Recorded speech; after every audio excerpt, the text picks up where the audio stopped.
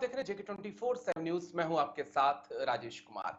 हरियाणा और जम्मू कश्मीर के विधानसभा चुनावों के नतीजे सामने आ चुके हैं।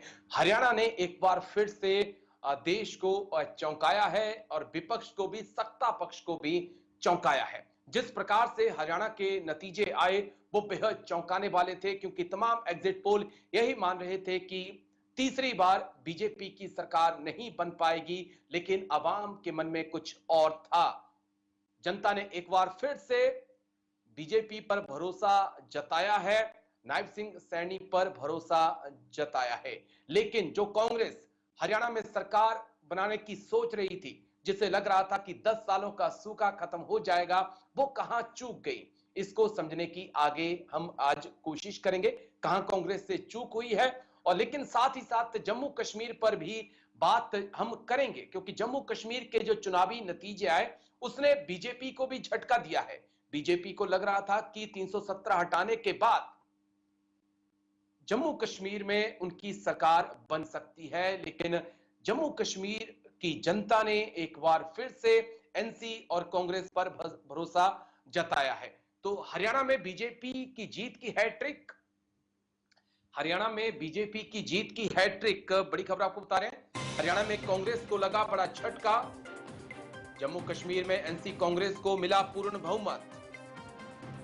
जम्मू कश्मीर में बीजेपी दूसरी सबसे बड़ी पार्टी बनी। हरियाणा में बीजेपी की जीत की हैट्रिक, हरियाणा में कांग्रेस को लगा बड़ा झटका। जम्मू कश्मीर में एनसी कांग्रेस को मिला पूर्ण बहुमत। लेकिन अगर हरियाणा की बात करें, 48 सीटें जो है वो बीजेपी को मिली हैं। कांग्रेस की बात करें, 37 सीटें मिली हैं।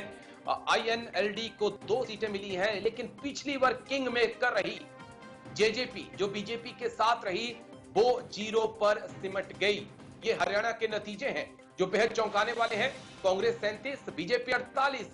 ये माना जा रहा था कि बीजेपी 20-25 के आसपास रहेगी, लेकिन एक बार फिर से हरियाणा की जनता ने भरोसा जताया है प्रधानमंत्री मोदी पर, नायब सिंह सैनी पर। और हरियाणा का यह रिकॉर्ड रहा है कि दिल्ली में जिसकी हुकूमत होती है, हरियाणा में उसी की सरकार बनती है। लेकिन INLD 2 सीटें जीतकर आई और जेजेपी, दुष्यंत चौटाला की पार्टी 0-0 पर ही सिमट कर रह गई। अदर्स के ऊपर फिर भरोसा दिखाया, 3 अदर्स अन्य जो है जीत कर आए। आम आदमी पार्टी 0-0, यानी कि जेजेपी खाता नहीं खोल पाई, आम आदमी पार्टी खाता नहीं खोल पाई। ये आम आदमी पार्टी की राजनीति के लिए भी बड़ा झटका है, क्योंकि आम आदमी पार्टी को लग रहा था कि दिल्ली के बाद वो हरियाणा पर फोकस करेंगे, लेकिन हरियाणा ने अपने दरवाजे आम आदमी पार्टी के लिए फिलहाल बंद कर दिए हैं। जेजेपी के लिए भी 0-0, कांग्रेस की बात करें 37, बीजेपी 48। सीधे तौर पर स्पष्ट बहुमत बीजेपी को मिला है, किसी का साथ लेने की जरूरत नहीं है। लेकिन दूसरी तरफ जम्मू कश्मीर की भी जरा बात कर लेते हैं, क्योंकि उनके जम्मू कश्मीर के नतीजों पर भी बात करना बेहद जरूरी है। 90 सीटों में से नेशनल कॉन्फ्रेंस और कांग्रेस दोनों को 49 सीटें मिली हैं। कांग्रेस को 6 सीटें, जम्मू कश्मीर नेशनल कॉन्फ्रेंस को 42 सीटें। सबसे बड़ी पार्टी उभरकर जम्मू कश्मीर नेशनल कॉन्फ्रेंस सामने आई है। बीजेपी की बात करें तो 29 सीटों पर बीजेपी रुक गई। पीडीपी की बात करें तो झटका लोकसभा इलेक्शन के बाद बीजेपी को एक और झटका लगा है, पीडीपी को एक और झटका लगा है। सिर्फ 3 सीटें पीडीपी को मिल पाई हैं। जेकेपीसी को 1 सीट मिली, अदर्स को 8 सीटें मिली हैं, एआईपी को 1 सीट मिली है। तो 370 हटाने के बाद उम्मीद की जा रही थी कि क्या बीजेपी जम्मू कश्मीर में सत्ता में आएगी, लेकिन ऐसा संभव नहीं हो पाया। नेशनल कॉन्फ्रेंस के ऊपर जम्मू कश्मीर की आवाम ने भरोसा जताया है, लेकिन बड़ा सेटबैक यहां पर पीडीपी के लिए हुआ है। बड़ा सेटबैक कह सकते हैं। एआईपी के लिए भी एक बड़ा सेटबैक है। कांग्रेस 6 सीटों पर, नेशनल कॉन्फ्रेंस के 42 सीटें। बीजेपी ने काफी अच्छा किया है, जितनी उम्मीदें की जा रही थी कह सकते हैं कि उससे भी ज्यादा अच्छा किया है। 25 से 29 सीटों पर, 29 सीटों पर बीजेपी यहां पर पहुंची है, जो एक बड़ी अचीवमेंट कहा जा सकता है। हालांकि बीजेपी सेकंड लार्जेस्ट पार्टी है, सत्ता से दूर है, लेकिन जो नतीजे आए हैं बीजेपी के लिए जम्मू कश्मीर में राहत भरे हैं। और हरियाणा में तो गदगद, क्योंकि तीसरी बार हरियाणा की जनता ने एक बार फिर से नायब सिंह सैनी प्रधानमंत्री मोदी के चेहरे पर विश्वास जताया है। लेकिन बड़ा सवाल इससे हटकर यह होगा कि चूक कहां से हुई, कांग्रेस कहां चूक गई और जम्मू कश्मीर में बीजेपी कहां से चूक गई। अब उसको समझने का वक्त आ चुका है। हमारे साथ पॉलिटिकल एक्सपर्ट दिनेश सिंह जी जुड़ चुके हैं। बहुत बहुत शुक्रिया दिनेश जी। राहुल तलान भी हमारे साथ जुड़ चुके हैं, पॉलिटिकल एक्सपर्ट है। आप अहमद अयाज वरिष्ठ पत्रकार हैं, वो भी हमारे साथ जुड़ चुके हैं। तीनों ही खास मेहमान चर्चा में हमारे साथ ज्वाइन कर चुके हैं। इन्हीं से समझने की कोशिश करेंगे। कोई पॉलिटिकल पार्टी का प्रवक्ता नहीं है जिनसे हम बात कर रहे हैं। तीनों ही अपने अपने क्षेत्र में महारत हासिल करते हैं। इनसे चीजों को समझ लेते हैं। दिनेश सिंह जी, आप चलिए, दिनेश सिंह जी नहीं आए हमारे साथ राहुल तालान है, अहमद अयाज है, एस तारिक है। अहमद अयाज जी, चलिए थोड़ा सा नाम को ठीक करिएगा, नाम को ठीक कर दीजिए आप तीनों का बहुत बहुत शुक्रिया। दिनेश सिंह जी, मैं आपके पास आऊंगा और आपसे ही समझने की अब मैं कोशिश करूंगा। हरियाणा से शुरू करेंगे, फिर जम्मू कश्मीर की तरफ चलेंगे। अब पूरी देश की नजरें हरियाणा पर थी। कांग्रेस बड़ी गदगद थी। ऐसा लग रहा था कि ओवर कॉन्फिडेंस कांग्रेस के नेताओं के अंदर आ चुका है, चाहे फिर वो दिल्ली में बैठे नेता हो या फिर हरियाणा में हुड्डा एंड फैमिली हो। कहां कहां सर झटका लग गया, कहां चूक हो गई? देखिए, चूक की बातचीत क्या, मुझे लगता है कि कांग्रेस जो थी वो चुनाव के लिए तैयार ही नहीं थी। कि कहीं ना कहीं आपस में एक तरह से सारी कमान जो थी वो हुड्डा गुट के हाथ में दे रखी थी। मतलब उन्होंने एक तरह से 72 जो सीट थी वो करीब करीब मतलब जी अपने तरीके से इन्होंने, हुड्डा जी ने अपने तरीके से बांटी। और अपने तरीके से उससे क्या है कि कहीं ना कहीं जो दूसरे जो नेता थे सीनियर जो थे, जैसे शैलजा दी होगी, वो होगी, रणदीप सुरजेवाला हो गए, और अन्य कुछ जी नेता और थे जो कि उस चीज से खफा थे। और खफा होने की वजह से उन्होंने उस तरीके से करके उनका साथ नहीं दिया। और कहीं ना कहीं देखिए दूसरा क्या था कि जैसे सबसे बड़े, जैसे कि जो वोट बेस जिसको बोले, वो जाटों का है करीब करीब 23-24% के आसपास। उसके बाद दूसरे नंबर पे देखिए राजेश जी आता है, दलित वोट्स आते हैं, वो करीब करीब दलित वोटर है करीब 22% के आसपास। तो उन पे देखिए इस बार सभी दारोमदार पूरे तरीके था। और उसमें देखिए जैसे कि इनेलो जो है, इंडियन नेशनल जो लोकल जो है, तो उनका देखिए कि उनका गठबंधन बीएसपी के साथ था। उसी तरीके से जेजेपी जो है, उनका गठबंधन जो है चंद्रशेखर की पार्टी है यूपी की, तो उनके साथ था। तो दोनों दलित वोट है उनको काटने के लिए, एक तरह से उनको सेध लगाने के लिए कि 22% अगर वोट जिसके तरफ जाते हैं तो उससे फर्क पड़ेगा। और 17 जो है रिजर्व सीट थी, तो उस पर देखिए काफी हद तक मतलब दारोमदार था चीजों का। लेकिन वो चीजें कहीं ना कहीं उस तरीके से हो नहीं पाई। और हाशिए पे जो छोटे दल जो थे वो हाशिए में सिमट कर रह गए। जैसे जेजेपी जो थी उसका पिछली बार जी मतलब किंग मेकर की भूमिका में थी और 10 सीट जो है जीत करके भाजपा के साथ मिलकर के सरकार बनाई थी और डिप्टी सीएम बने थे उनके जो चीफ थे। लेकिन इस बार जो है वो डबल जीरो पे सिमट के रह गए। तो उस तरीके से कोई भी कमाल नहीं कर पाए। उसी तरीके से अन्य जो दल भी है वो चार मतलब 5 एक सीट में सब जो है इंडिपेंडेंट वगैरह सब मिला करके उसमें सिमट के रह गए। और एक तरह से जो आवाम थी, जनता थी, उन्होंने एक तरह से सीधा जो मैंडेट जो दिया वो मतलब कांग्रेस वर्सेस बीजेपी करके दो बड़ी पार्टी जो है उन्हीं के बीच में सिर्फ है कि मतलब बिल्कुल मतलब फाइट रखी। और देखिए मतलब इसमें अहम देखने की बातचीत राजेश जी है कि पिछले 2-3 चुनाव से करीब 25 से 30 सीटें ऐसी है जिसपे कि 5,000 से कम मार्जिन का और जो मतलब एक जो हार और जीत का अंतर रहा। इस बार भी करीब करीब मतलब एक मुझे लगता है कि देखने को वही चीजें मिलेंगी, मतलब कि पूरा आंकड़ा आने के बाद में एक सीट पे मान के चलें कि 2000 से नीचे का भी रहा, क्योंकि बिल्कुल क्लोज नेट फाइट रही और टक्कर बिल्कुल कांटे की रही। और दूसरा क्या था कि जैसे कि आपस में जो कांग्रेस के जैसे एक तरह से कि एक तरफा मतलब माहौल सब बनाने की जैसे कोशिश की गई, मतलब हुड्डा जी को देकर के चीजें, तो उससे कहीं ना कहीं नाराजगी थी। तो उसको लेकर के और कहीं ना कहीं आपस में जो मुझे लगता है कि इनकी इनफाइट जो थी, इनफाइट को लेकर के और कहीं ना कहीं आपस की तालमेल की व्यवस्था जो नहीं बैठ पाई उसको लेकर के। और जैसे मान के चलें कि लास्ट डे इलेक्शन का जो था उस दिन इनकी जैसे कि मेन जो लीडर एक तरह से जो टॉप के जो 3-4 लीडर्स उसमें एक शैलजा जी जो है, तो वो सोनिया गांधी से जी मिलने के लिए उनको शिकायत करने के लिए मुझे लगता गई थी। तो उसको लेकर के अपने तरीके से प्रचार से उनकी दूरी बना के रखना, उनका कहीं ना कहीं अपमान होना, कुछ न कुछ और तरह की चीजें होना, तो वो कहीं ना कहीं कुछ फैक्टर्स ऐसे रहे जिससे कि समस्याएं पैदा हुई। और इनके एक नेता और ठीक थे है। अशोक तंवर जो कि पहले छोड़ के बीजेपी आए तो वापस आए, लेकिन जी कोई जी लंबा चौड़ा असर जो है उसका असर वो लंबा चौड़ा पड़ नहीं पाया सब। जी ठीक है। मैं आपके पास आ रहा हूं अयाज अहमद जी। क्या आपसी गुटबंदी कांग्रेस को एक बार फिर ले डूबी, जिस प्रकार से नतीजे सामने आए? क्योंकि तमाम एग्जिट पोल यही दिखा रहे थे कि कांग्रेस 50 प्लस है, लेकिन एक बार फिर से एग्जिट पोल भी फेल होते हुए नजर आए। तो क्या पत्रकार भी अब चीजों को नहीं पढ़ पा रहे? आप हरियाणा के हवाले से कह रही? जी, हरियाणा के हवाले से।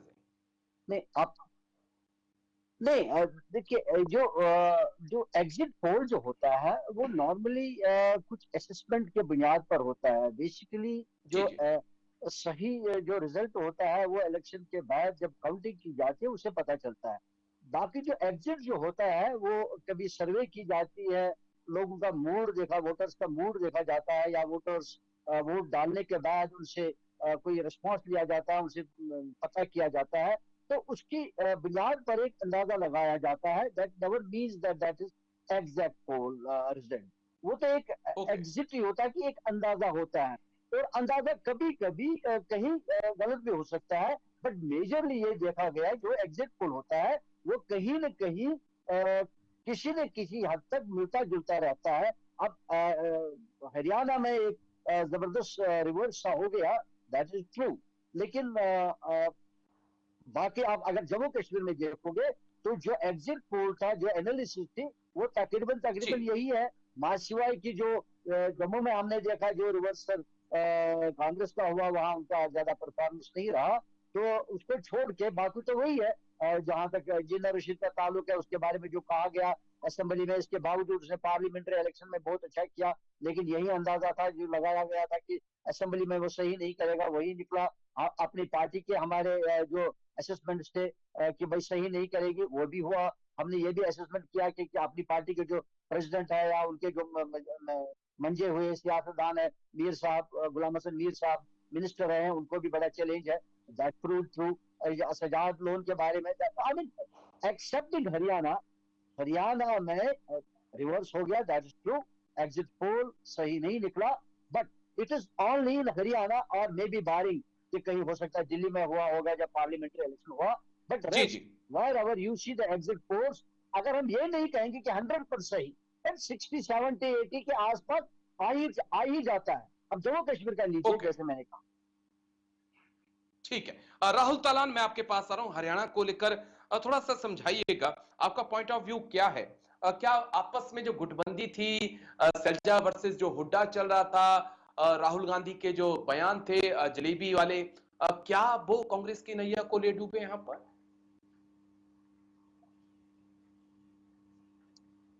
करना बहुत मुश्किल काम है, लेकिन बहुत सारे कारण हैं। एक तो ओवर कॉन्फिडेंस, जी दूसरा सारी कमान हुड्डा जी के हाथ में दे देना। आपको ये पता होना चाहिए कि 25% जाट वोट है लमसम हरियाणा में, उसके साथ किसी दूसरे समाज को साथ आना पड़ेगा। और वहां कई हुड्डा समर्थक या कांग्रेस के कई नेताओं ने दलितों के लिए बहुत गंदे शब्दों का इस्तेमाल किया अपने सोशल मीडिया पे।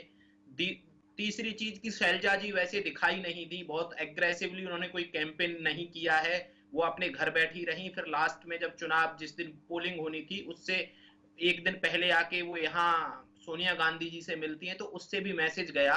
ये मुझे लगता है कि दलितों में ये मैसेज बहुत अच्छे से कन्वे कर पाई बीजेपी की शैलजा जी को साइड लाइन किया जा रहा है, अलग अलग किया जा रहा है पॉलिटिक्स में, जिसकी वजह से कांग्रेस को ये भुगतना पड़ा। और सबसे बड़ी बात, ये सबसे ज्यादा दिक्कत उनके लिए जो एजेंसीज ने सर्वे किया था। देखिए लगातार 2 सर्वे ऐसे हुए हैं जो बिल्कुल फेल साबित हुए, जैसे आपका 2024 लोकसभा चुनाव या हरियाणा चुनाव, जहां एक तरफा चुनाव हरियाणा में आप कांग्रेस को दे रहे थे, तो इनको भी अपनी स्ट्रेटेजी, अपने क्वेश्चनेयर, अपने जो भी सर्वेयर जाते हैं, थोड़ा इनको भी साइंटिफिक होने की जरूरत है, और जैसे भी रिसर्च होती है उन रिसर्च को प्रॉपरली कंडक्ट करने की जरूरत है। नहीं तो ऐसे एक तरीके से लोगों का पहले ही विश्वास डगमगा गया इन सर्वे एजेंसी से, और बिल्कुल डगमगा जाएगा। हरियाणा में जहां तक बात है, हरियाणा में कई सारे फैक्टर रहे, शैलजा जी फैक्टर रही। फिर कमाल की बात यह है कि जहां जाट लैंड है, जहां जाट वोट है, जिनको लोग मान रहे थे कि वो एकदम कांग्रेस के साथ इंटैक्ट हो चुका है, वहां बीजेपी ने बहुत अच्छा परफॉर्म किया है। बीजेपी जहां ना 2014 में उतनी सीट जीती थी ना 2019 में, लेकिन आप देखेंगे आप 2024 में तो बीजेपी ने वहां बहुत अच्छा परफॉर्म किया है, और बीजेपी कई सारी ज्यादा सीट जीत के आई है। 2019 और 2014 से भी ज्यादा सीट जीत के आई है जाटों वाले इलाके में, जहां जाट एक तरफा वोट जिसको कर दे उसको जिता दे, उस कंडीशन, उस सीटों पे भी बहुत अच्छा जीत के आई है। दूसरा, अहीरवाल में बहुत अच्छा बीजेपी ने किया है कि बीएसपी और भीम आर्मी का हरियाणा के चुनाव में उतरना क्या एक बीजेपी की रणनीति का हिस्सा था, चाहे फिर वो दूसरी पार्टियों के साथ ही अलायंस करके आए हों, ताकि नहीं, दलित ऐसा वोट नहीं को बांटा लगता जा कि सके।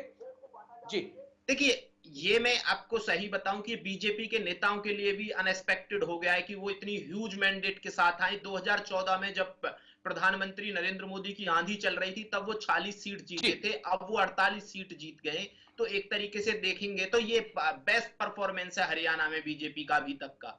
तो ये जबकि इनके पास एंटी इनकम्बेंसी भी थी, इनको मुख्यमंत्री चेंज करना पड़ा था बीजेपी को, उसके बाद अगर जो ये कोई इन चीजों का मतलब नहीं रह जाता है कि वो स्ट्रेटेजी थी दलित और वो मायावती की पार्टी बीएसपी ने और एनएलओ ने वो गठबंधन बनाया था, या आसपा ने और जेजेपी ने गठबंधन बनाया था, तो ये इन चीजों का कोई मतलब नहीं रह जाता है करने के लिए। तो ये लेकिन भी वोट बोला तो जा कटते सकता हैं है ना कि हरियाणा में राहुल तलन भाई, वोट तो कटते हैं ना, वोट तो कटते हैं, किसी के वोट पे तो चोट पहुंचाई होगी।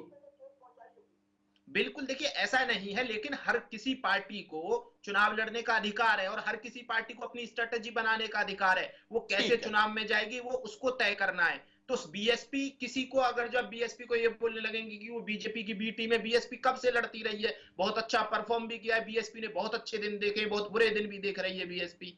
तो ऐसे किसी पार्टी को ऐसे नहीं किया जा सकता है। बीएसपी भी जब चुनाव लड़ती है तो वो जीतने के लिए लड़ती है। इवन आजाद समाज पार्टी भी हरियाणा में गई तो वो जीतने के लिए गई थी, जेजेपी भी जीतने के लिए लड़ रही थी। जिस जेजेपी के पास 2019 में 10 सीट थी वो जीरो पे, उनके प्रमुख दुष्यंत चौटाला एक चलिए मैं फिर आता हूं, मैं आपके पास फिर आता हूं। खत्म हो गई दिनेश उनकी सिंह जी, पॉलिटिक्स। दिनेश सिंह जी, गुजरात के बाद क्या चुनाव से पहले सीएम को हटाना, जिस प्रकार से मनोहर लाल खट्टर को हटाया गया, नायब सिंह सैनी को लाया गया, क्या जो एंटी इनकम्बेंसी होती है उसको बैलेंस करने का एक सही तरीका था, और जिसके कारण हम ये कह सकते हैं कि तमाम नाराजगी भूलकर एक बार फिर भरोसा जताया है बीजेपी पर हरियाणा के लोगों ने?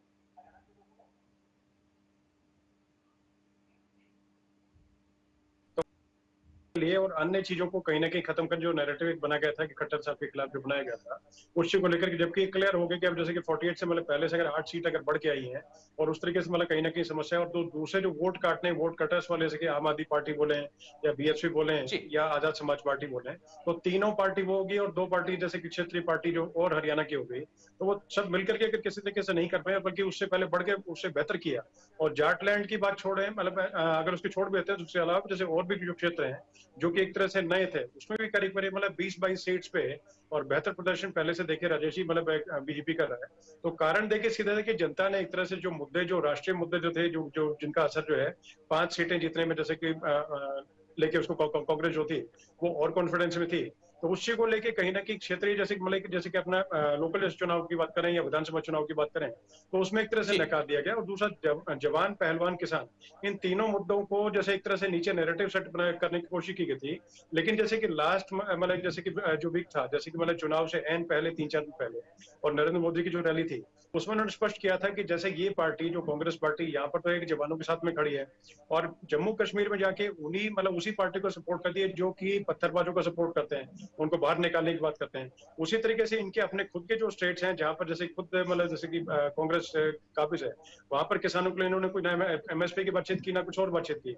तो ये सारे मुद्दे जो थे कहीं ना कहीं दरकिनार कर दिए गए बाद में, और कहीं ना कहीं जनता के बीच में इसका असर नहीं पड़ा। तो सीधा सीधा एक तरह से क्लियर हो गया कि कहीं ना कहीं जो चीजें मुद्दे लेके चल रहे थे वो चीजें, और कांग्रेस एक तरह से सिर्फ और कॉन्फिडेंस थी और सिर्फ वो एक ही मुद्दे पे लेके चल रहे थे कि कहीं ना कहीं जो पुराने जो सीएम थे उनके खिलाफ जो एंटी इनकम्बेंसी है उसी को लेके उस नाव में बैठ के हम लोग जो है नैया पार कर लेंगे, जो कि चीजें साबित नहीं हो पाई। उसी के साथ देखिए दो चीज और बताना चाहता हूँ कि सिर्फ जैसे कि बीएसपी और जो आजाद समाज पार्टी है वो सिर्फ ये था कि जैसे कि पहले जैसे कि उनके वोट बैंक और वोट चुपटियां थी तो उस पर सेंध लगाने की बातचीत जैसे पहले होती रही, और दूसरा क्या है कि फुटप्रिंट इनका कम होता जा रहा था, वोट्स कम होते जा रहे थे, तो सिर्फ अपना फुटप्रिंट बढ़ाने के लिए सर यहाँ पर हरियाणा में मैं और कोई आपके लंबा पास चौड़ा फिर जीतने का आता इनका हूं, नहीं था। क्योंकि अहमद अयाजी 7:30 बजे तक ही हमारे साथ है, मैं थोड़ा सा उनके पास चलना चाहूंगा। अहमद अयाजी, बीजेपी का 29 सीटों तक पहुंचना, इसे आप कैसे देखते हैं? और एक चीज और जो मैं आपसे समझना चाहूंगा, आम आदमी पार्टी का जम्मू कश्मीर में खाता खुलना, और क्या अब एलजी जो है वो 5 विधायकों को मनोनीत करेंगे जिनकी बीच में बहुत चर्चा हुई थी? अहमद अयाजी। दो तीन फैक्टर्स के ऊपर इलेक्शन का किसी का जीतना रहता है। एक ये कि पार्टी की क्या पोजीशन होगी, वो कितनी पॉपुलर है लोगों में, और दूसरा जो कैंडिडेट लगता है वो इंडिविजुअली उसकी कितनी छवि है, वो कितना सही है। तो जहां तक मैं पहले आपकी बात करूंगा, आपकी पार्टी का, अपनी जो आपकी एक कैंडिडेट जीतने का है, तो आप पार्टी तो अभी कहीं उतना ज्यादा कहीं है नहीं ग्राउंड पर जम्मू कश्मीर में। अब ये एक चीज हो सकता है कि ये एक आदमी जो उनका आ गया, वो उसकी अपनी कुछ परफॉर्मेंस रही हो, कोई छवि रही हो, तो उसके लिए वो एक शायद वो एक चीज जायज वो एक रीजन बनता है। जहाँ तक आपने बीजेपी का ताल्लुक जो बात की उनका ताल्लुक है, बीजेपी का जो 29 जो आई है, ये तो एंटिसिपेटेड ही था इसके। अगर आप मेरे भी एनालिसिस देखोगे जो मैंने निकाली है, दिया है, पेपर में जी। आया उसका, मैंने 28 लिखा, अगर 29 आ भी गया तो ये एंटिसिपेटेड ही था। तो अब इसलिए एंटिसिपेटेड था, शायद इनकी 8-10 साल से हुकूमत रही है, ये पूरी हुकूमत भी बना सकते थे जम्मू कश्मीर में, लेकिन जी। कश्मीर की वजह से जो मामलात इनके हुकूमत के दौरान सामने आ गए, पेश आ गए, जो हालात लोगों के मुश्किलात पेश आए, उसकी वजह से बीजेपी के को प्रेफर करने के बजाय नेशनल कॉन्फ्रेंस को वोट दिया गया। इसके बावजूद कि नेशनल कॉन्फ्रेंस को भी इसलिए वोट नहीं दिया कि लोगों को दिया है, लोगों की अपनी मुश्किलात है, और चूंकि कोई मुतबादल सियासत नहीं मिली सामने, आई कोई ऐसी कोई बात जिसको कोई सामने हो, कोई पार्टी सामने हो, ऑर्गेनाइज सामने हो, कि जो लोगों को लगे कि कल को ये हमको इस मुश्किलात से जो हम मुश्किलात से दो चार हैं उसे निकाल सके, तो शायद उन्हीं को वोट डाल देते। लेकिन क्योंकि कोई ऐसी पार्टी सामने नहीं आई, इसलिए मजबूरी की हालत में शायद नेशनल कॉन्फ्रेंस को वोट देना पड़ा। इनकी जो 29 सीटें आने का जम्मू में है, क्योंकि जम्मू में इनकी बेस है, बहुत पहले से बेस है, वो एक वजह रहा है। और कश्मीर में इनका फेलियर इसलिए रहा कि कश्मीरी लोग बहुत ही एलिनेटेड महसूस कर रहे हैं, बहुत ही हार्ड प्रेस्ड महसूस कर रहे हैं, समझाइएगा, बहुत 3 ही से 4 सीटों पर पीडीपी का रुक जाना, महसूस 3 सीटों पर पीडीपी का रुक जाना, ये कितना बड़ा झटका है महबूबा मुफ्ती के लिए, उनकी बेटी के भी हारने का? इसके पीछे क्या कारण है? इसके पीछे यही कारण है कि पीडीपी ने भी जब मुफ्ती साहब के जमाने में जब उन्होंने इलेक्शन लड़ा, तो एक नारा दिया मिशन 44 के खिलाफ, जो बीजेपी का नारा था कि हमको मिशन 44 जैसे 400 के पार अभी पार्लियामेंट्री इलेक्शन में था, ऐसे उस वक्त जम्मू कश्मीर में था मिशन 44 बीजेपी का नारा। तो जी। मुफ्ती साहब का, पीडीपी का उसके काउंटर में ये चला कि मुझे मिशन 44 के खिलाफ लड़ना है, उनको जम्मू कश्मीर से बाहर रखना है, इसलिए मुझे वोट दिया जाए। तो लोगों ने वोट दे दिया बीजेपी के खिलाफ उस टाइम भी। लेकिन उसके बाद मुफ्ती साहब ने, पीडीपी ने बीजेपी के साथ मिलकर हुकूमत बनाई।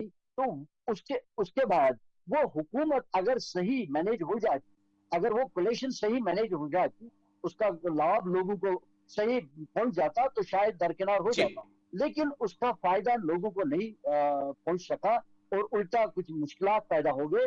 उसकी वजह से बीजेपी को भी इन हालात के साथ जो दो चार है इस वक्त लोग, उनको बीजेपी को भी जिम्मेदार ठहराया जा रहा है, और नेशनल कॉन्फ्रेंस को भी ये इन हालात के लिए जिम्मेदार ठहराया जा रहा है। अब नेशनल कॉन्फ्रेंस को इसलिए वोट मिले क्योंकि कोई ऑप्शन नहीं है। और जब हम देखते हैं बीजेपी को और इनको कंपेयर कर लेते हैं, तो वहां यही देखता है कि बीजेपी से बेहतर है कश्मीर में बीजेपी नेशनल कॉन्फ्रेंस को वोट दीजिए, ताकि हम शायद ये जो गुठन है, ये जो मुश्किलात है, ये जो मामलात है, उनसे हम शायद बाहर आएंगे। वो ही बस एक एक वजह है एक जो मिनट में आपसे और वोट चाहूंगा, अहमद अयाजी, 1 मिनट और चाहूंगा आपसे। जो 5 विधायकों को एलजी मनोनीत करने वाले थे, क्या अब भी वो मनोनीत होंगे? हाँ, हो सकते, वो कर सकते हैं। अगर वो करते भी है, अब वो देखना पड़ेगा लीगली वो सही रहेगा नहीं रहेगा, लेकिन अगर वो करते भी है, तो उनसे कोई फर्क नहीं पड़ेगा, क्योंकि उनका मतलब ये मकसद यही होगा कि ये बीजेपी को सपोर्ट करें और हुकूमत बनाने के पोजीशन में होंगे। लेकिन इस वक्त अगर 29-30 भी है इसके बीजेपी के पास, 5 और भी मिलाएंगे तो वो 35 ही बनेंगे, और कहीं से भी 4-5 लाएंगे तो 40 ही बनेंगे। फिर भी उनका हुकूमत बनाने का जो मार्क है वो वहां तक नहीं पहुंच सकेंगे। लेकिन बेहतर यही रहेगा कि ये जो रिजर्वेशन है वो उन्हीं तबकों को दिया जाए कि आप अपने, वही बेहतर था कि उनको बोला जाता कि आप इलेक्ट करिए अपने तौर, अपने कॉन्स्टिट्यूंसी में, रिजर्व कॉन्स्टिट्यूंसी जो है उनमें अपने, जैसे महाजन का मसला, पीओजी के महाजन का मसला है, उनका बहुत टाइम से उनके हुकूक नहीं मिले, इस वक्त ठीक अगर है। उनका रिजर्वेशन मिला, उन्हीं को बताया जाता कि भी आप भी सीक्रेट बैलेट में अलग से एक जो रिप्रेजेंटेटिव है आपका वो चुन करिए, चुन लीजिए सीक्रेट बैलेट के थ्रू। ओके, लेकिन तो इसका कोई चलिए मतलब ही नहीं है ना कि बिल्कुल। आपको नॉमिनेट कर रहा हूँ, लेकिन कर रहा हूँ अपने लिए, आपके लिए नहीं, वो तो एक गलत बात सी हो रही है। ओके, चलिए बहुत बहुत शुक्रिया आपका अहमद अयाज जी, बहुत बहुत शुक्रिया, आपने इतना कीमती समय दिया, तमाम सवालों के इतनी बारीकी से आपने जवाब दिए। अब मैं राहुल तालान आपके पास चलूंगा। हरियाणा पे थोड़ी सी चर्चा हुई है, थोड़ी सी बाद में कर लेंगे क्योंकि बात इस वक्त हम जम्मू कश्मीर की कर रहे हैं। तो जम्मू कश्मीर में कैसे आप देखते हैं 370 हटाने के बाद से चर्चा थी कि बीजेपी को बड़ी कामयाबी मिल सकती है, एलजीबी बीच में काफी एक्टिव नजर आए, प्रधानमंत्री मोदी, गृह मंत्री अमित शाह भी काफी एक्टिव नजर आए, लेकिन फिलहाल सत्ता से बीजेपी दूर है। लेकिन एक पॉजिटिव पॉइंट है कि आप 29 तक पहुंच गए हैं, एक सकारात्मक भी कह सकते हैं। राहुल तलाल। ये राजेश जी, बीजेपी ने जम्मू कश्मीर में बहुत अच्छा किया, खासकर जम्मू में उसने 11 हिंदू बाहुल्य सीटों में से 10 सीटें जीती हैं। ये हमें ध्यान रखने की जरूरत है। एक सीट एक निर्दलीय ने जीती है, तो बीजेपी ने अच्छा परफॉर्म किया है। लेकिन बीजेपी अगर सरकार बनाने की पोजीशन में नहीं आ सकती है जम्मू में, देखिए एक चीज बिल्कुल क्लियर कट है, इसमें कोई मैं दो ये नहीं इफ एंड बट नहीं है, मुस्लिम बीजेपी को वोट नहीं करते हैं। वो चाहे बीजेपी ने लाख कोशिश की, पसमानदा ड्राइव चला के यूपी में लोकसभा के टाइम पे, बाकी और इलाकों में भी कि मुस्लिम बीजेपी से जुड़े, लेकिन मुस्लिम बीजेपी से नहीं जुड़े हैं। जम्मू कश्मीर में शांति है, उसके लिए आप इतनी बीजेपी ने प्रयास किए उस शांति के लिए। 10 साल ठीक है, चुनाव से और राज्य से दूर रहे, वो अलग बात है कि चुनाव से जम्मू कश्मीर के लोग दूर रहे, लेकिन ये बीजेपी की एक कामयाबी है, केंद्र सरकार की कामयाबी कि उन्होंने बहुत अच्छे से चुनाव कंडक्ट किए और वहां हिंसा नहीं हुई। और ये वहां के लोगों की कामयाबी है, जम्मू और कश्मीर के लोगों की, कि वहां कोई इस बार हिंसा नहीं हुई और बहुत अच्छे से चुनाव कंडक्ट किए गए। इलेक्शन कमीशन की कामयाबी है ये। लेकिन कश्मीर रीजन में इवन बीजेपी को अपने प्रत्याशी तक नहीं मिले थे।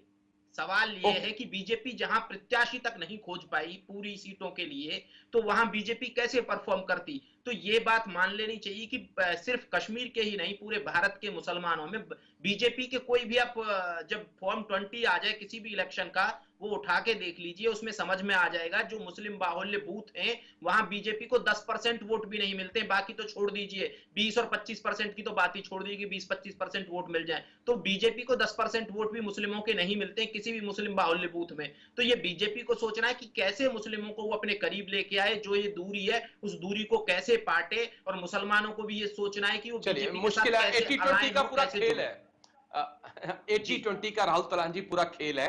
आप ज्यादा बेहतर तरीके से चीजों को समझ सकते हैं। मैं दिनेश सिंह जी आपके पास आ रहा हूं। दिनेश सिंह जी, लेकिन जिस प्रकार से नेशनल कॉन्फ्रेंस को लोकसभा के चुनावों में झटका लगा, उमर अब्दुल्ला तक अपनी सीट हार गए, उसी नेशनल कॉन्फ्रेंस पर विधानसभा चुनावों पर आवाम भरोसा जता रही है, इसके पीछे के क्या कारण है? इंजीनियर रशीद, जिसके बारे में कहा जा रहा था बीजेपी की बी टीम है, बीजेपी के लिए काफी अच्छा वो करेंगे, गुलाम नबी आजाद की बात और आ रही थी कि गुलाम नबी आजाद ना जाने क्या कुछ कर देंगे, कांग्रेस से अलग होकर बीजेपी को बड़ा फायदा होगा, लेकिन तमाम फैक्टर फेल हो गए। देखिए राजी, गुलाम नबी आजाद जी जो है, उनकी जैसे अगर बातचीत करें तो अस्वस्थ होने के कारण मेरे ख्याल उन्होंने चुनाव प्रचार में शायद कुछ लंबा चौड़ा कुछ किया ही नहीं है। तो पहली चीज तो ये देखिए होगी है। दूसरी बात जैसे अगर करें तो देखिए इंजीनियर राशिद, तो इंजीनियर राशिद का जैसे ज्यादातर लोग ये कहते थे सिर्फ एक गुब्बारा है जो जल्दी फूट जाएगा, और बहुत मतलब एक तरह से हवा भर के सिर्फ एक चीज मतलब एक तरह से नैरेटिव सेट करने की कोशिश की गई कि पता नहीं कितना क्या करेंगे। लेकिन वो देखिए मतलब कहीं ना कहीं मेरे ख्याल से लेगेसी के खिलाफ, जैसे कि दोनों मतलब बड़े खानदान जो है जम्मू कश्मीर के, पीडीपी कह लें या नेशनल कॉन्फ्रेंस का कह लें, तो दोनों के दोनों जैसे मान के उमर अब्दुल्ला कह लें और मुफ्ती जी कह लें, तो इन दोनों को भारी मार्जिन से 2 लाख के आसपास से ऊपर मेरे ख्याल से जो मार्जिन था उससे दोनों को डिफीट मिली थी। तो वो अपने आप में एक तरह से सबक सिखाने की बातचीत थी।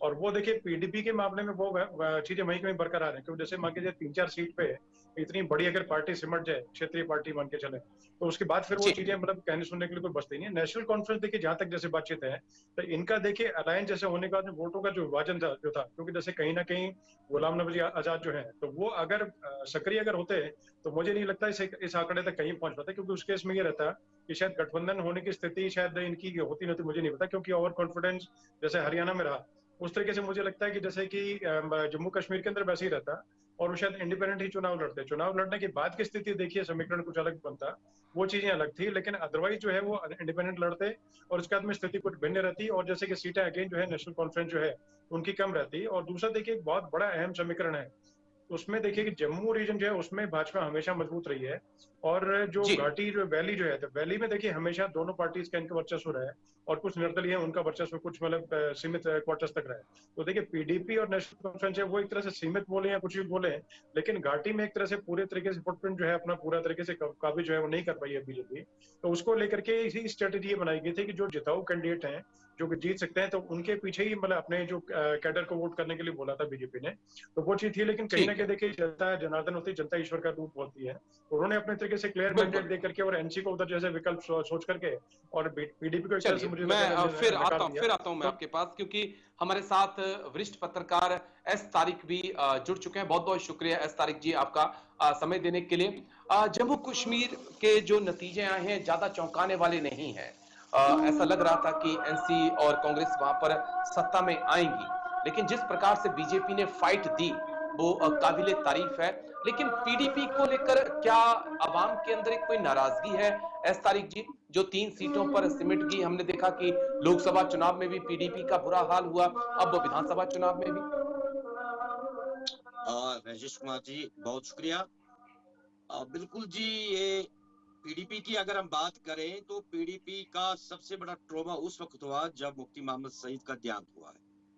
तो जी उसके बाद क्योंकि उनकी शख्सियत उतनी भारी थी तंजीम पे, जब उनका देहांत हुआ तो उनकी तंजीम थोड़ी सी बिखर गई थी। उसके फौरन बाद उनकी तंजीम में जो दरारें पैदा हो गई है, जो बहुत बड़े सीनियर लीडर उनकी तंजीम को छोड़ के चले गए और एक नई पार्टी बना दी है या मुख्तलिफ पार्टियों में गए हैं, वो एक दूसरा ट्रॉमा था उनके लिए। तीसरा ट्रॉमा ये था कि जब उनकी बीजेपी के साथ अलायंस हुई है, उसमें कुछ चीजें ऐसी हुई है जो किसी को भी हो सकती थी, जो मेरा मानना है किसी को भी हो सकती जी थी। उन बातों पे लोग नाराज होने लगे हैं। और उसके बाद जब अब वो दोबारा मैदान में आ गए, मैदान में जब उन्होंने पार्लियामेंट से लेके आज असेंबली तक जो अप्रोच, लोगों के मुताबिक मैं बात कर रहा हूं, जो लोगों से मैंने सुना है, जो लोगों से मैंने एक्सेस किया है फील्ड से, तो लोगों का मानना है कि उनकी माँ बेटी की दोनों की जो बातें हैं या दो उनका अप्रोच जो है या उनकी कन्वर्सेशन जो है वो बड़ा एग्रेसिव रहता है, वो बड़ा ओके इसमें थोड़ी सी तलखियां रहती है। तो ये एक चीज हो सकती है। और दूसरी बात ये है कि जो मैंने पहले ही आप ही के टीवी चैनल पे मैंने बताया था कि पीडीपी चूंकि इस सेगमेंट में इस 2024 के असेंबली इंतखाबात में सीरियस नहीं है, क्योंकि उनका जो रोड मैप अपना बन रहा है तंजीम में, उन्होंने पहले ही तय किया था कि हम 2029 के लिए बाज़ाब्ता तौर पे एक रोड मैप बनाएंगे ताकि हम वहां अपनी बहुमत दिखाएंगे। तो लेकिन इस तरीके से फटकार मिले ये भी हमने नहीं सोचा था। इसके लिए भी मैंने परसों कल ही बात की थी कि शायद कुछ मैरेकल्स होने जा रहे हैं, और आज वो मैरेकल हमें दिखा। जी जी राहुल तलान मैं आपके पास आ रहा हूं। हरियाणा को लेकर मैं आपके साथ अब बात करूंगा।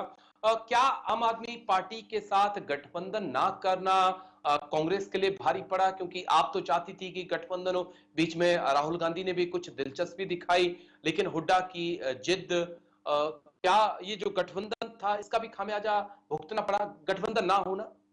राहुल तलान।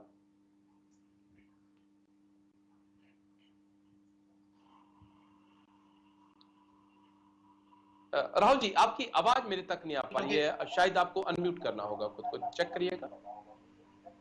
नहीं, आपको मेरी आवाज मिल रही है?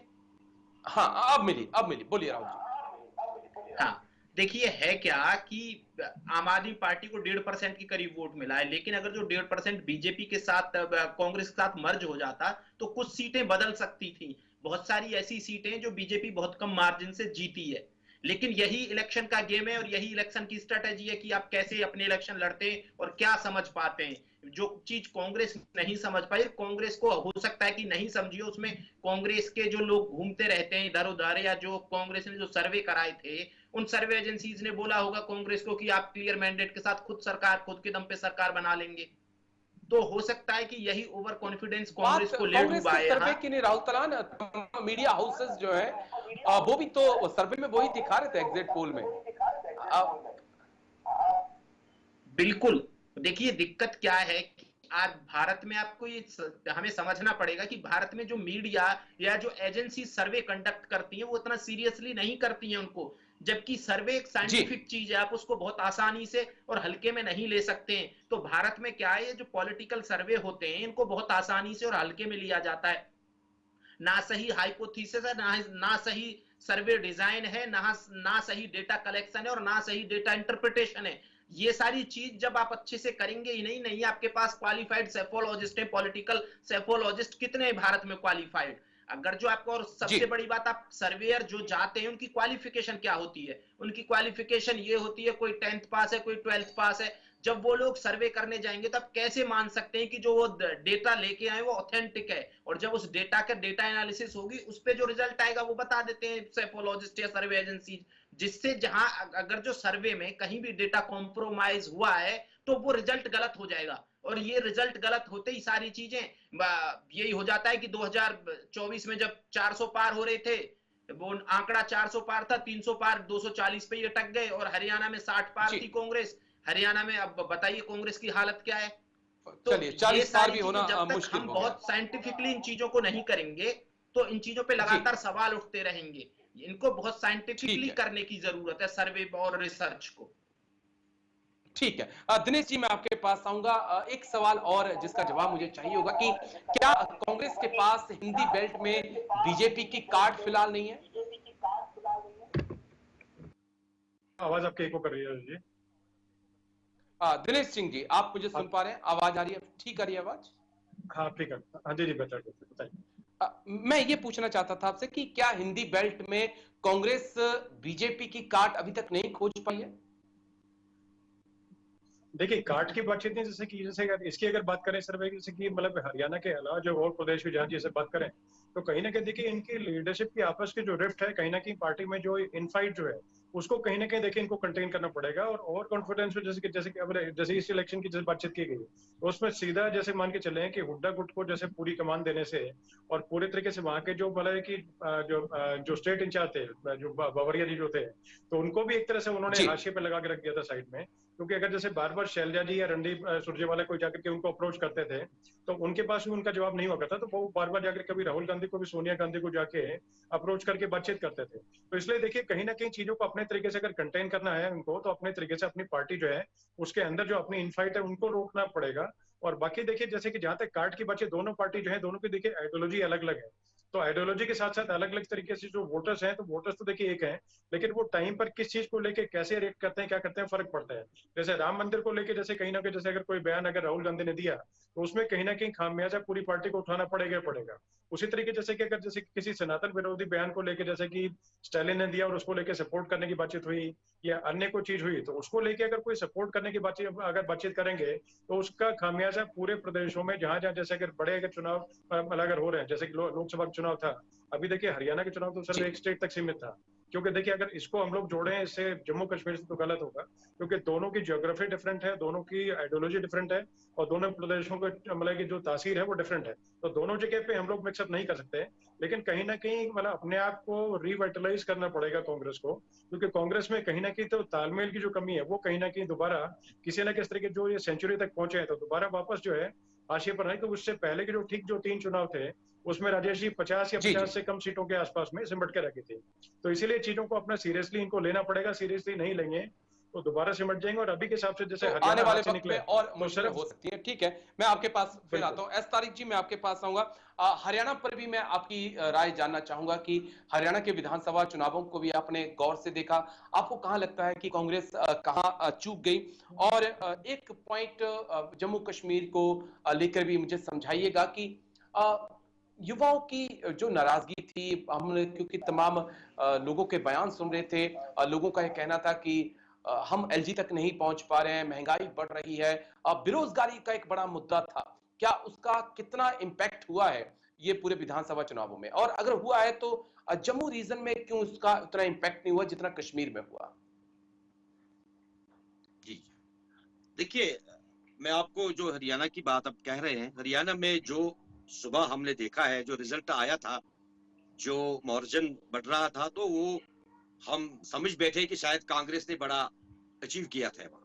लेकिन इसके फौरन बाद जो तब्दीली आई है, ये मेरे लिए नहीं बल्कि सबों के लिए एक अजीब सा मामला दिखा कि ऐसा क्यों हुआ है कि इनकी कमजोरी जो आज नजर आ रही है हमें, ये कहाँ पे है।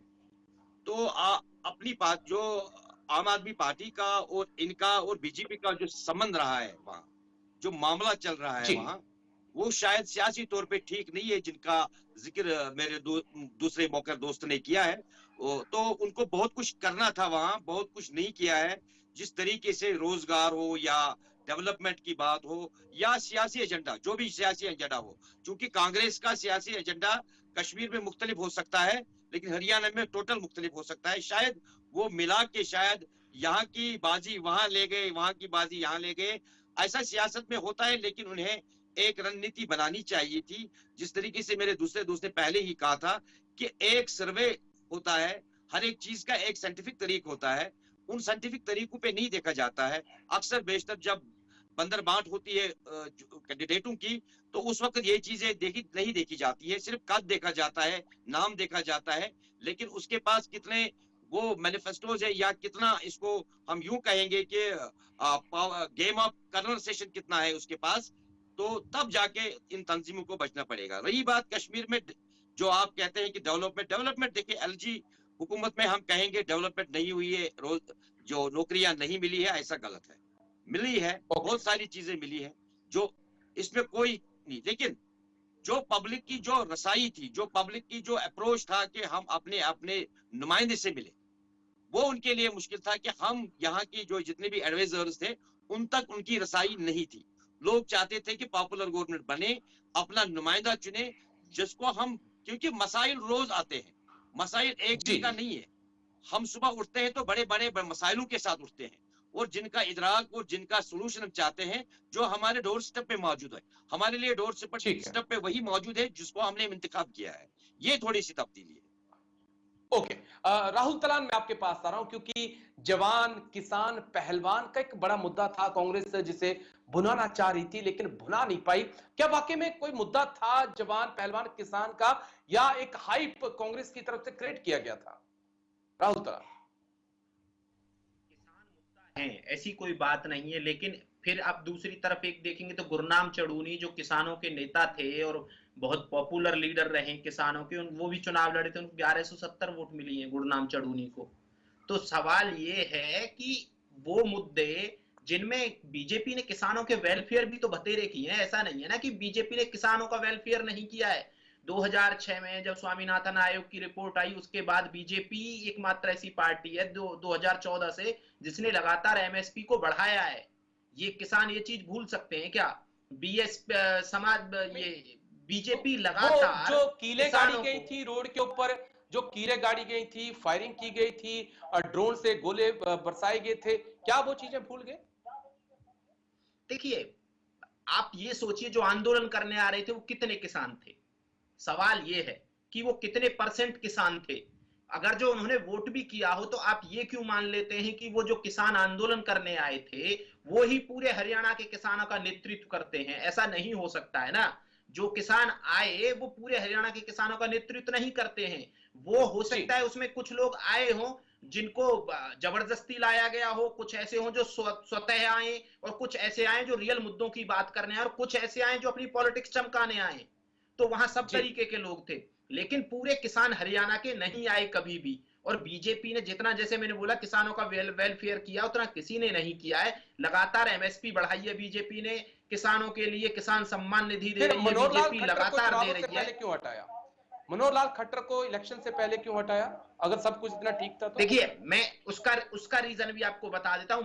मनोहर लाल खट्टर एकमात्र ऐसे नेता हैं कि जिन्होंने सबसे पहले हरियाणा में जातिवाद के बीज बोए जी। मनोहर लाल खट्टर ने जितने भी जाट अधिकारी थे, जितने भी जाट कर्मचारी थे, उनको इधर उधर किया, उनको ऐसी जगह पे डाला गया, कोई महत्वपूर्ण जगह पे नहीं डाला गया, हटा दिया गया, या फिर उनको एकदम साइडलाइन करने की कोशिश की गई। जो जाट प्रोफेसर थे यूनिवर्सिटी में, कुरुक्षेत्र यूनिवर्सिटी से लेके आपका गुरु जंभेश्वर चौधरी चरण सिंह यूनिवर्सिटी में, वहां जो जाट प्रोफेसर थे उनको भी जाति के नाम पे अलग किया गया। एचओडी थे, उन एचओडी को हटाया गया। मनोहर लाल खट्टर इसीलिए सिर्फ 2 मिनट मेरे पास बचे, माफी चाहूंगा राहुल तलान। अदिनेश सिंह जी, मैं आपके पास आ रहा हूं। अब पहलवान और जवान, अग्निवीर का मुद्दा बड़े जोर से उठाया गया, पहलवानों का मुद्दा बड़े जोर से उठाया गया।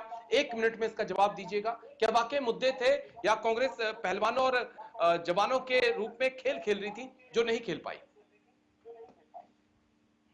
जी, बेहतरीन आपने प्रश्न किया। देखिए, इसमें सीधी बात अगर बताऊं तो देखिए ऐसा है कि जैसे पहलवान जो होते हैं बहुत सीधे लोग होते हैं, उनको देखिए दुनियादारी की चीजें समझ में तो नहीं होती। तो देखिए, जैसे ही विनेश फोगाट ने कांग्रेस ज्वाइन की तो अपने आप सब चीजें क्लियर हो गई कि बेटी, क्योंकि जैसे इतना बड़ा आंदोलन एक तरह से रोज चलाना और रोज लाखों रुपए कितना खर्चा खड़ा करना, वो किस तरीके कहाँ से कहेगा, तो वो बाद में पता लगा कि फंडिंग कहाँ थी, किस तरीके से हो रहा, क्या बरगला ने काम किसने किया था, तो वो चीजें थी। और कहीं ना कहीं चीज ये थी कि जैसे कि मतलब हुड्डा गुट जो था वो उसके पीछे था, और वो लोग कहीं ना कहीं रेसलिंग फेडरेशन था उस पर कब्जा करना चाहते थे। ये बात में स्पष्ट हो गया। तो पहली चीज तो ये, और ये कहीं ना कहीं जनता के बीच में इसका मैसेज चला भी गया। दूसरी बात जैसे मान के चले, और जैसे मैं खुद मैंने शुभकामनाएं देता हूँ उनको जीत की, विनेश फोगाट को। दूसरी बात अग्निवीर की बात को लेकर बोले तो वो देखिए मान के चले कि वो भी एक तरह से नैरेटिव बनाने की कोशिश की गई थी। ऐसे कोई लंबा चौड़ा देखिए उससे नुकसान की बातचीत नहीं है, क्योंकि देखिए एक कोई जैसे जवान अगर अग्निवीर से अगर बनता भी है, उसके बाद में तमाम जितने प्रदेश जो हैं सब में मतलब 5 से 10% के बीच में उनको कोटा दिया गया, यानी कि रिहेबिलिटेशन का उनका पूरा पुख्ता तरीके से गारंटी इनको दी गई है कि जैसे आप आएंगे तो सबसे पहले आपको गारंटी के साथ में, ठीक है, वो भी ना जवान ना पहलवान कोई ना किसान, ये कोई मुद्दा नहीं था। कांग्रेस इन मुद्दों को उछालने की कोशिश कर रही थी। 1 मिनट आखिरी मेरे पास बचा, एस तारिक जी के पास जा रहा हूं। पूरी चर्चा का सबसे अहम सवाल, आखिरी सवाल एस तारिक जी जो मैं आपसे पूछने जा रहा हूं, क्या इन विधानसभा चुनावों ने जो अब जम्मू में कश्मीर में हुए हैं, क्या लोगों के दिलों की दूरियां मिटाने का काम किया है क्या? क्योंकि एक दिलों में दूरियां दिखती थी जम्मू और कश्मीर के बीच में, क्या वो कम हुई हैं? मुझे नहीं लगता है जम्मू और कश्मीर के दरमियान कोई दूरियां थी। दूरियां थोड़ी सी हमारी कल्चरल थी, कोई दिलों की दूरियां नहीं थी। क्योंकि आप अगर देखेंगे कि बहुत करीबन 25% लोग जो जम्मू में भी आज अपनी सुकूनत रखते हैं, कश्मीर के जो सर्दियों में वहां जाते हैं वो जम्मू के लोग यहाँ आते हैं, ऐसी कोई नहीं है। हाँ, सियासी तौर पे एक मामला उठा था, जो कुछ सियासतदानों ने किया था या कुछ ऑर्गेनाइजेशन ने किया था ऐसा कि हम इसको कोई अलग रंग दे दे, जम्मू को अलग रंग, इसको अलग रंग। वो रंग अभी भी बाकी है। हालांकि मैं कहता हूँ सियासत को सिर्फ सियासत तक रहने दीजिए, इसमें मजहब, क्रेड, कास्ट ये चीज मत कीजिए, लेकिन अभी भी कुछ अंसर बाकी है। लेकिन कश्मीर में मैं आपको एक जो मेरे किरण नजर आई वो है कुलगाम में, जहां सीपीआईएम के मोहम्मद यूसुफ तारिगामी ने जीत लिया जी जी। और उसके जो हरीफ थे उन्होंने एक बात कही थी जलसे में, जमात इस्लामी का बंदा था, उनने एक बात की थी वालों को आप तस्लीम करेंगे या किसी और को। लेकिन उसके बावजूद कश्मीरियों ने वहां मुसलमानों ने वहां एक फैसला किया है कि हमें एक अच्छा एडमिनिस्ट्रेटर चाहिए। तो और ये एक अच्छी बात आपने ये मेरी राय होगी कि जम्मू में भी इसी तरह का, लेकिन नेता जो है वो दिलों के बीच में दूरियां पैदा करना चाहते थे। आई नो कि आप तीनों के पास बहुत कुछ है बताने के लिए, समझाने के लिए, लेकिन मेरे पास वक्त का अभाव है। बहुत बहुत शुक्रिया आपका एस तारिक जी, दिनेश सिंह जी और राहुल तलान जी, बहुत बहुत शुक्रिया मेरे साथ खास चर्चा में हिस्सा लेने के लिए, तमाम पहलुओं पर इतनी बारीकी से बात रखने के लिए। तो जम्मू कश्मीर और हरियाणा के जो नतीजे आए वो बेहद चौंकाने वाले थे। हरियाणा ने तो खासकर कांग्रेस को वो झटका दिया है जिससे शायद अगले 5 साल उनके लिए उबरना आसान नहीं है। तो आज मेरे साथ इतना ही, कल फिर होगी मुलाकात, दीजिए इजाजत, नमस्कार।